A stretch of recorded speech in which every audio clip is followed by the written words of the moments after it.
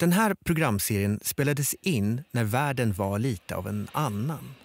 En värld där vi flög till USA, kramade främlingar och delade en burkläsk utan att någon höjde på ögonbrynet. Det här är en produktion från UR.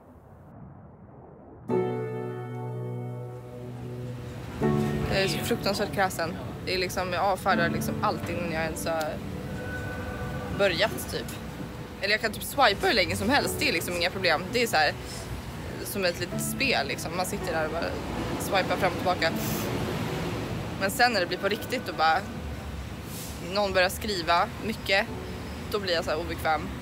Eller ännu värre om någon bara, men du, ska vi inte fortsätta det här och ses? Vi kanske kan ta ett glas. Då är jag bara, nej. Jag är rädd för typ allt. Döden, livet och vad folk ska tycka om mig. Under 8 avsnitt befinner jag mig i Los Angeles för att möta människor som är lite mindre vilsna än vad jag är. Kanske för att de till skillnad från mig har en stark tro på någonting. Du lyssnar på Preach, ett program om sökande med mig, Linda Ulfjärn.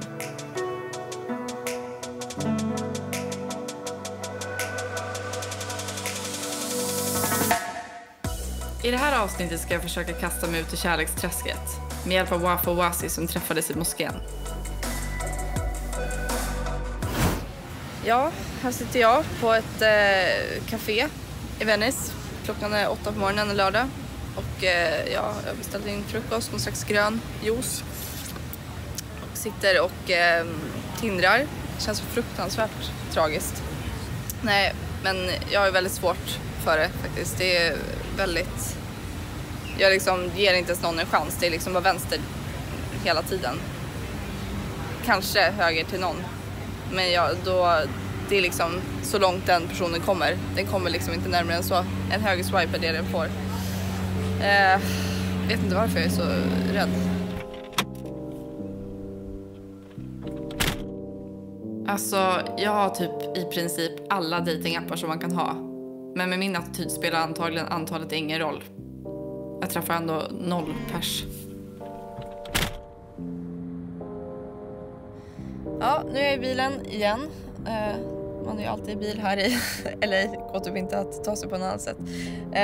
Nej, men jag är på väg till ett par som heter Wafa och Wasi. Och de är muslimer. Det ska bli väldigt spännande. Jag har ju själv suttit här och tindrat på morgonen. Så att det ska bli spännande att liksom träffa dem och höra deras tankar om kärlek och sånt. Det jag vet är liksom att deras familjer tycker det är lite konstigt att de också är förlovade i sån ung ålder. Vilket jag tycker är lite... Jag har varit lite förvånad för det känns som att det är väl typ det alla föräldrar vill. Eller att liksom barnen ska hitta någon tidigt. Speciellt liksom... speciellt troende. Men det kanske är bara en fördom. Så det är lite intressant.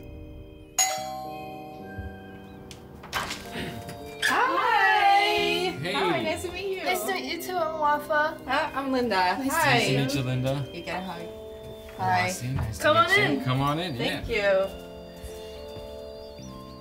Vi är i Wafas studentlägenhet i Westwood. Hon har precis tagit examen från universitetet och letar jobb inom reklambranschen. Oh, sorry. No, you don't have to. You don't have to. Okay. No, I want to. I'm from Sweden. We always do that. Wasi bor i Koreatown med sina föräldrar.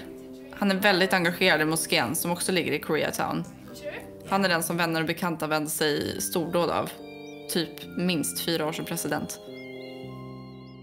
I know you're engaged. Is that right? Yeah. Yeah. That is right. Yeah. So how did you meet? So we actually met at the Islamic Center of Southern California Oh, you did. when we were 14, I think. 14. Was yeah. it like a spark? Oh no. No. we actually did not like each other. And then it turned into like a friendship, and then Then eventually. dating. Yeah, it was How long were you friends before you? What did you do? I was like, because I kind of had a feeling that he liked me, and I liked him actually like for a year before. So I liked him, right? And Yeah. he knew about it. we didn't do anything about it. And then I kind of felt like he started liking me, and then I kind of just asked him straight up. I was like, do you like me or not? And, like, over the phone, I called, because he was being so vague and whatever, and like I called him and I was like, do you like me or not, whatever. And he's like, I don't want to do this over the phone. And then I was like just answer the question, because I'm tired of, you know, this guessing. Yeah. So he's like, yeah, and I was like, all right, cool. And then we just proceeded from there. Yeah. So I was just straight up. And you know, classic guy with commitment issues. I don't Yeah. know, babe. You know? I have that too. I'm like the one example of that, you know. Wafas rumskompis har precis flyttat ut och tagit med sig alla möbler.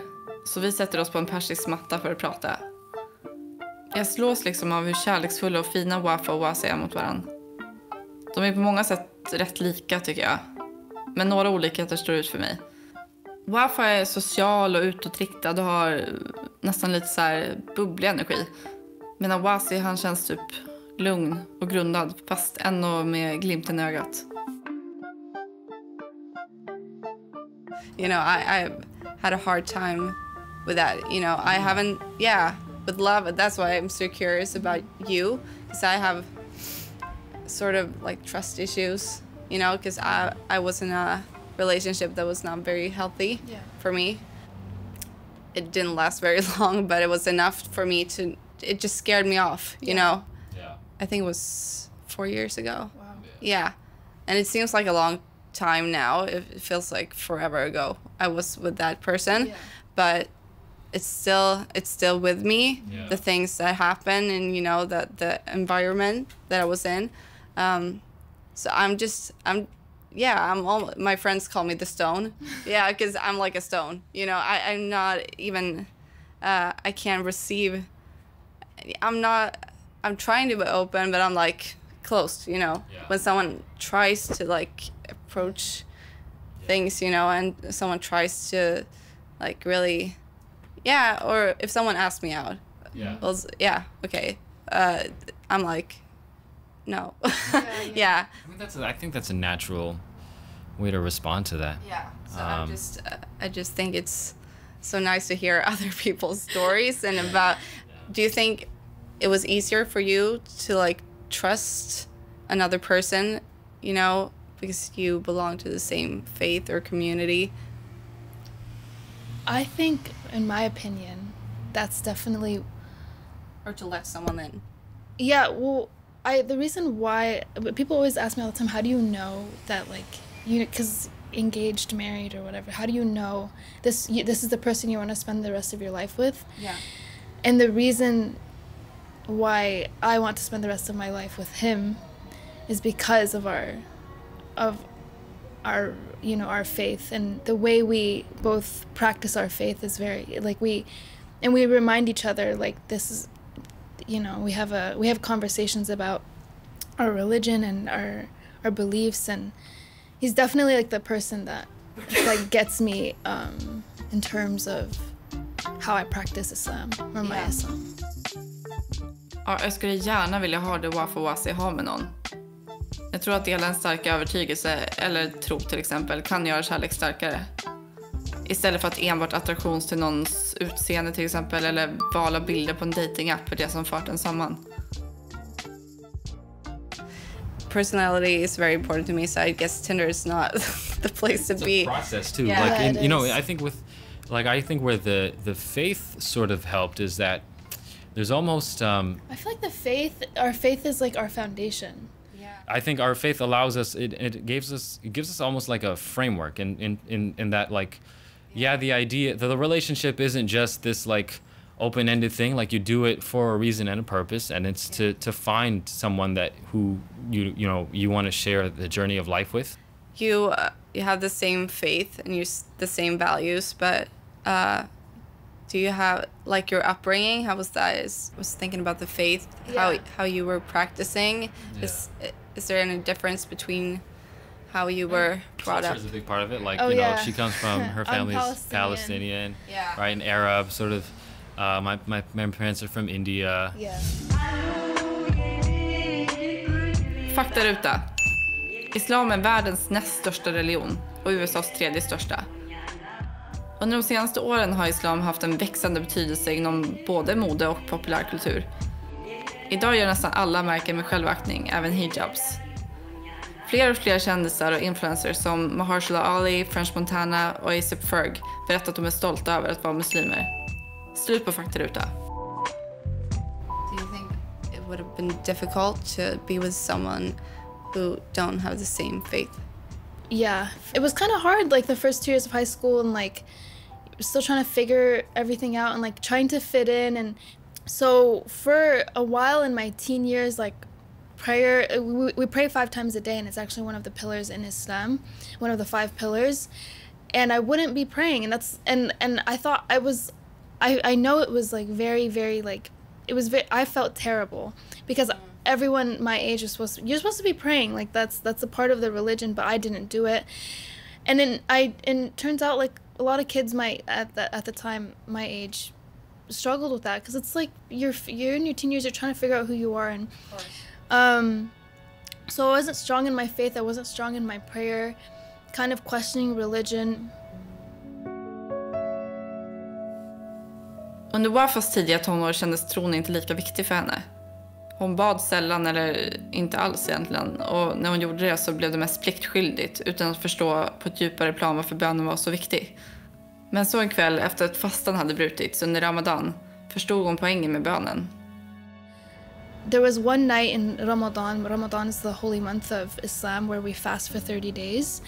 And we fast from food and drink, and you're supposed to be like focusing on your spirituality. And so after you break your fast, we have nightly prayers. And there was one night where the imam was leading the prayer, and he was doing an additional prayer in English, because we recite our prayers in Arabic, and the Arabic that I speak with my family is different than what the proper Arabic is in the Quran. And my entire life, every time I prayed those nightly prayers during Ramadan, I would hear people crying, like sobbing, and I was like, why are these people crying? I did not understand it. And when I finally understood it, I was praying, and like I uncontrollably started crying, because I finally I'm gonna start crying right now. It was like an instant connection to God, like that he's always gonna be there for me. And sorry, I'm getting so choked up. It's okay, he's always gonna be there. It was because the reason why I was like I'm crying now is because I didn't know like who I was or where I was in life before that moment. And since then, like every time I pray and I put my head to the floor and you kind of just like breathe and like be in the moment, like that's when I feel like the most connected to God. So at that moment it was like a deaf person like hearing again. Idag när Wafa eller Wasi känner sig vilsna i sin tro så tar de hjälp av varann. Vi har lämnat Wafas hem för att gå förbi moskén. Utanför finns en vagn som säljer donuts. Jag blir så jävla sugen så vi stannar till där för att köpa varsin. I think I would enjoy Swedish desserts more than American, because American desserts it's full of sugar. Yeah. It's And almost too sweet. Yeah. I feel like. And it's huge. Yeah. They're huge. Yeah, I can almost feel like a little nauseous after eating. We're really hating on America. I'm a patriot and I love my country. I love America. I'm just I'm appreciating Swedish culture. You know. Yeah. Vi sätter oss på den gråa stentrappan vid moskéns entré och äter donuts med citron och chokladtopping. Where are we? So we're at the Islamic Center. We're on the front steps. The Islamic Center actually wasn't started here. Was it at a house, Wasi? It started actually as a small community at a house down the street from here. And they grew up, at the center, but also just around here. So this is kind of like... So this is it. This is kind of like home base. This is you were talking about. This is my second home. This is the thing. This is where we met. Oh, this is what. This is the place. This is This is where the group. magic happened. This is Oh everything. my God. Yeah. Wow. I always refer to this place as my second home because it's like it's where I found like my community and my identity, and I will forever always like this place will always have my heart. Yeah. Den här moskén är en av de äldsta i hela USA. Vi går in genom vackra trädörrar med färgat fönsterglas. Jättefina. Innanför dem så tar vi av oss våra skor och går in till bönesalen. You want to head inside? Yeah. Den har en jättemjuk grön fin matta. Do you have a favorite square? Wasi always I don't have a favorite square. No, but Wasi always is I go around. over there. You're supposed to go Oh, next the to carpet is like, He's in this area. it's almost like bouncy. Yeah, most. Från taket hänger en massa skyltar med bilder på överkryssade telefoner. Och längs en av rummets kortsidor så står en bokhylla fylld med massa böcker på flera olika språk. If you just like listen right now, like it's very quiet. It's really quiet. It's very quiet, and like you kind of feel like Yeah, you don't hear anything. serene. The traffic out there Or every person has a spot yeah, here. it's really cool. What are all these books? Those are copies Of the Quran. of the Quran, and they're actually there in many different languages. So these are just the Arabic scripts, and Do they then have Swedish? they probably don't. I don't know. Is this Turkish or something? Tarjuma Mana ila Lugal al Turkiya. Yeah. So this is Turkish.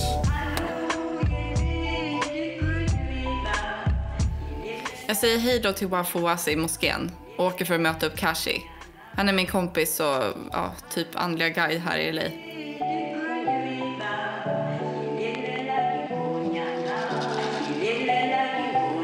It's interesting talking about love. I felt like they were so mature compared to me. I was like, you guys act like you're 40. Kashi känner till LAs bästa platser och han tar mig till ett hustak med en asfin utsikt. Det ser typ ut som ett rutnät av alla palmer och vägar som korsar varandra. So this guy, I matched with this guy, Kyle.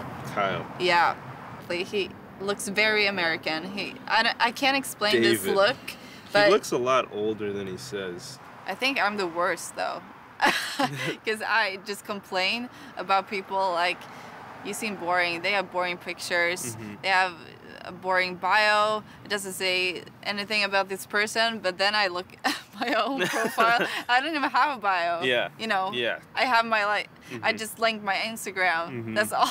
Yeah. Yeah. No, it's So I'm the definitely worst. Wafa Wasi fick mig att inse ännu mer hur snårigt det är med datingappar. Herregud. Fattade att det tog år innan de förstod att de faktiskt hade något speciellt. På mindre än 3 sekunder bestämmer jag mig för om jag ska swipa höger eller vänster. Och sen tar jag verkligen med mig det de sa om vikten att dela något med den man är kär i.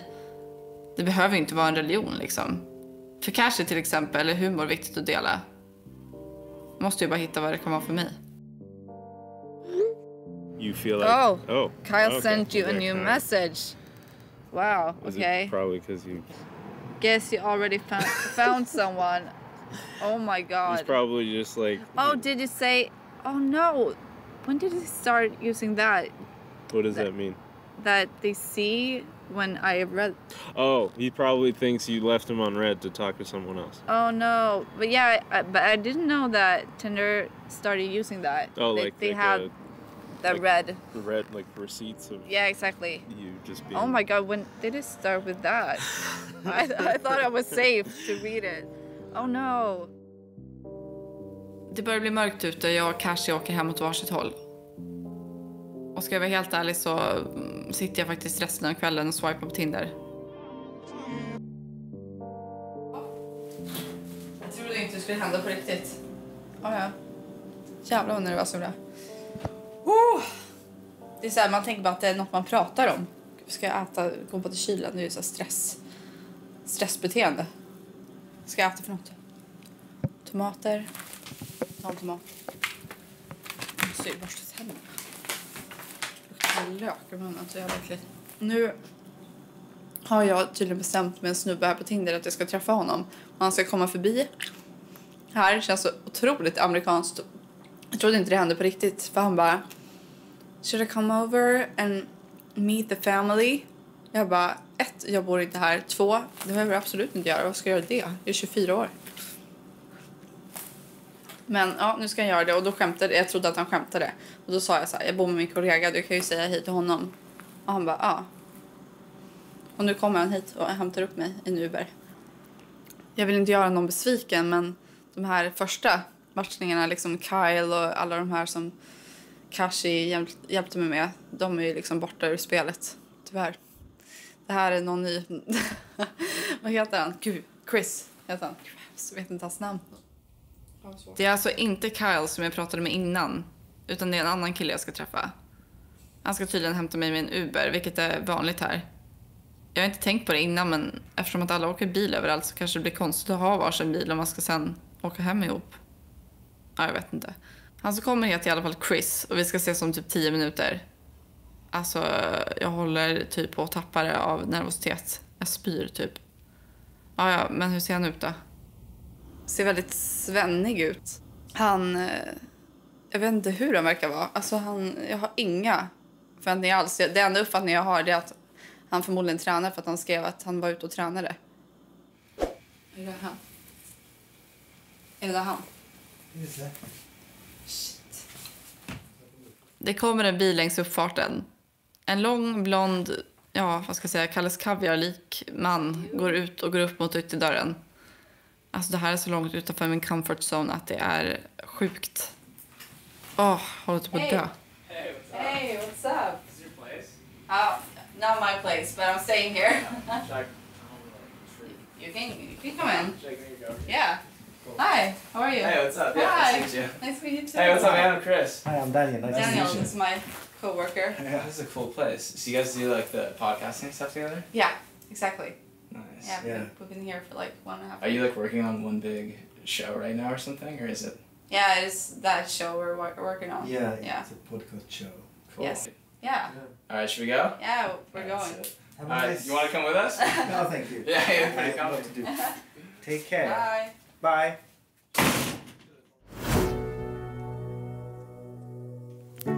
Alltså. Ja. Vad ska jag säga? Den här killen Chris kom och hämtade upp mig här. Vi åkte iväg till Roosters Fish. Och han bara, det här är typ känt som en gaybar. Men nu är det typ inte lika mycket så längre. Jag bara, okej. Satt vi där och snackade. Det var väldigt hög ljudnivå. Så jag hörde typ inte vad han sa. Försökte liksom föra en konversation, men det blev det här skrikande ganska mycket. Liksom att I'm doing this series! Podcast series! För jag berättade för honom vad jag gjorde. Jag sitter hemma i soffan nu och känner mig faktiskt lite bakis från igår, måste jag säga. Men ja, jag tyckte faktiskt om Chris. Han var astrevlig. Liksom, så här, han började liksom öppna upp sig. Han bara, jag har haft ganska mycket ångest och depression. Jag bara, va? Berätta mer. Jaha. Och så typ kom jag tillbaka till det. Jag bara, kan du berätta mer om din ångest? För det andra jag kunde relatera till. Nej, men han var... nej, men väldigt trevlig. Ja, och så... Gud. Det blev lite mycket alkohol, kände jag. Det känns nu också faktiskt. Men ja... Jag åkte fan till en jävla fest. Med hans kompisar. Efter vi hade varit där. Så helt plötsligt var jag i någon slags lägenhet. Med typ 10 jävla college-studenter. Och festade runt där. Ja. Jag skulle faktiskt gärna träffa Chris igen. Men samtidigt fundera på om det är någon idé. Med tanke på att jag åker hem snart. Vart ska det leda liksom? Ja, i bästa fall ett smärtsamt distansförhållande där vi aldrig ses liksom och saknar varandra hela tiden, men Atlanten ständigt kommer emellan. Ja, skitsamma. Han var i alla fall skitgullig. Du har just hört Preach med Linda Ulfhjelm av Nanna Olasdotter Hallberg, Daniel Persson Mora, Ludvig Widman, Tove Jonstoy, Karin Winter och Martina Magorin Borg.